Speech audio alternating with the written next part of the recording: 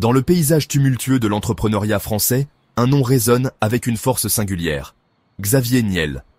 Né le 25 août 1967 à Maisons-Alfort, en banlieue parisienne, cet homme a fait trembler les titans des télécommunications, redéfini l'accès à la technologie pour des millions de Français et bâti un empire financier tout en flirtant avec les limites de la légalité. Fondateur de Free, il est à la fois un héros du pouvoir d'achat et une figure controversée, accusé de concurrence déloyale par ceux qui l'a défié.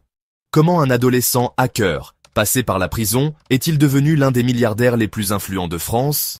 Voici l'histoire hors du commun de Xavier Niel, de ses débuts dans les ruelles de Créteil à son statut de magnate de la tech. Xavier Niel grandit dans un foyer modeste à Créteil, une banlieue parisienne où les immeubles gris contrastent avec les rêves d'un garçon au tempérament indomptable.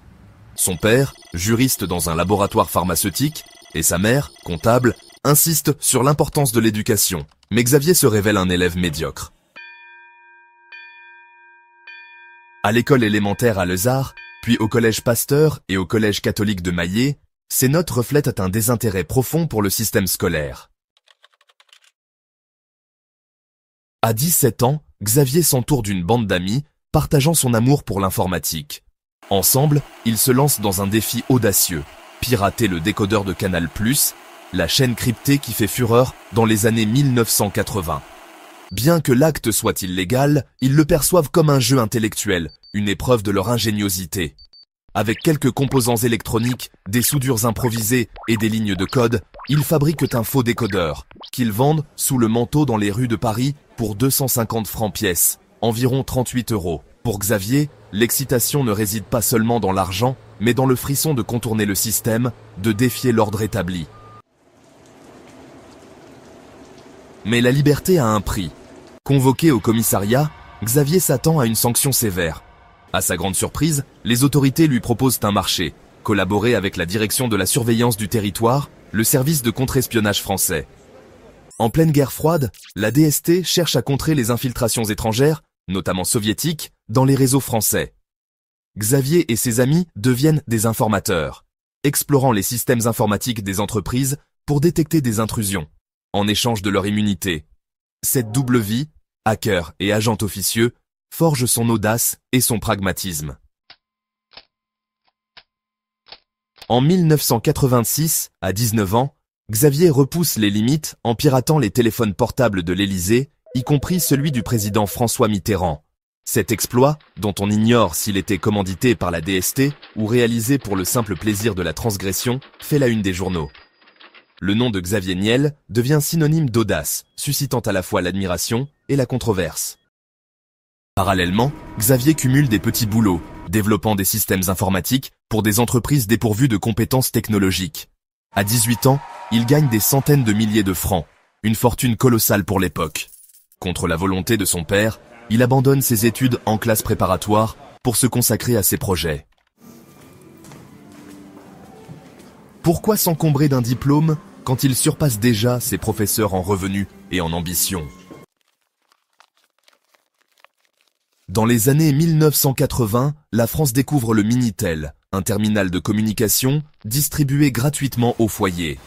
Précurseur d'Internet, il permet d'accéder à des services variés, de l'annuaire électronique aux offres érotiques du Minitel Rose. Ce secteur, particulièrement lucratif, attire Xavier Niel, qui y voit une opportunité de combiner ses compétences techniques et son sens des affaires. À 23 ans, Xavier lance des services érotiques sur le Minitel, optimisant les coûts grâce à des équipements bon marché et des astuces de programmation. Là où ses concurrents investissent dans des machines coûteuses, il maximise ses marges, proposant des services à des prix compétitifs. Les rentabilités sont astronomiques, parfois de l'ordre de 4000 %, et Xavier amasse rapidement une fortune. Le marché du Minitel est un Far West numérique, et Xavier y règne comme un shérif audacieux. Mais Xavier ne se contente pas de jouer dans les règles. Avec ses amis, il pirate les réseaux informatiques de grands groupes automobiles, connectant leur Minitel à ses services la nuit pour générer des factures frauduleuses. Lorsque les entreprises s'en aperçoivent, il est arrêté, mais échappe une fois encore à des sanctions sévères. À 25 ans, Xavier est millionnaire vivant encore chez ses parents, mais investissant dans des activités variées, des pizzerias au sex shop. Ces derniers, qu'il qualifie de modérément fiscalisés, lui permettent de minimiser ses impôts, une pratique controversée mais courante à l'époque. En 1980-94, il lance le 3617 Anu, un service d'annuaire inversé qui connaît un succès fulgurant, bien que basé sur des données piratées des bases de France Télécom. Conscient des risques, Xavier commence à fermer ses activités douteuses, sentant le vent tourner. En 1993, un ami de Xavier lui parle d'une technologie émergente, Internet. Convaincu de son potentiel, il finance WorldNet, le premier fournisseur d'accès Internet en France, fondé par Sébastien Sokchar. En 1999, Xavier crée Free, un FAI qui casse les codes. À une époque où les utilisateurs payent un abonnement mensuel, plus un tarif à la minute, Free propose une formule sans abonnement, facturée uniquement à l'usage. Cette innovation démocratise l'accès à Internet, attirant des millions de clients. Avec l'arrivée de la technologie DSL, Xavier imagine une nouvelle révolution, une box combinant Internet, téléphonie et télévision, baptisée Triple Play. Cette idée, qui deviendra la Freebox, vise à réduire les coûts en utilisant un seul réseau pour 3 services. Mais les grands constructeurs, comme Alcatel, jugeant le projet irréaliste. Déterminé, Xavier se rend dans la Silicon Valley, où il rencontre des pionniers comme les fondateurs de Google, mais ne trouve aucun partenaire capable de réaliser sa vision. De retour en France, il décide de développer la Freebox en interne. Après des années d'efforts et d'échecs, la première Freebox est lancée en 2002 au prix révolutionnaire de 29,99 € par mois. Pour rendre cela possible, Xavier emprunte 1 milliard d'euros pour construire son propre réseau ADSL, évitant les frais de France Télécom. Le succès est fulgurant. 96 000 Freebox sont vendus en quelques mois, et Free devient le deuxième FAI en France. En 2009, après des années de lobbying, Xavier obtient la 4e licence d'opérateur mobile en France, brisant l'oligopole d'Orange, SFR et Bouygues Télécom. Ces derniers, accusés d'entente sur les prix, ont été condamnés à une amende de 534 millions d'euros. Xavier voit une opportunité de bouleverser le marché.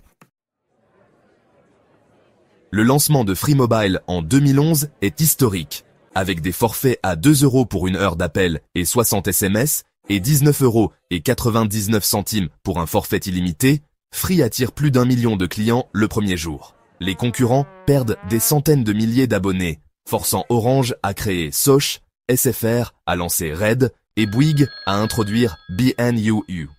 Les Français célèbrent Neil comme un sauveur, estimant qu'il a rendu des milliards d'euros de pouvoir d'achat. Mais cette disruption suscite des critiques. Certains accusent Free de concurrence déloyale, arguant que ses prix sont insoutenables. Niel rétorque avec véhémence. « Vous me demandez d'augmenter mes prix. Dites-le aux Français. » Dans une interview, il évoque même des menaces implicites, déclarant « Si je mourais dans un accident, sachez que je ne suis pas suicidaire et que je conduis prudemment. » Cette phrase choque, illustre la pression qu'il subit.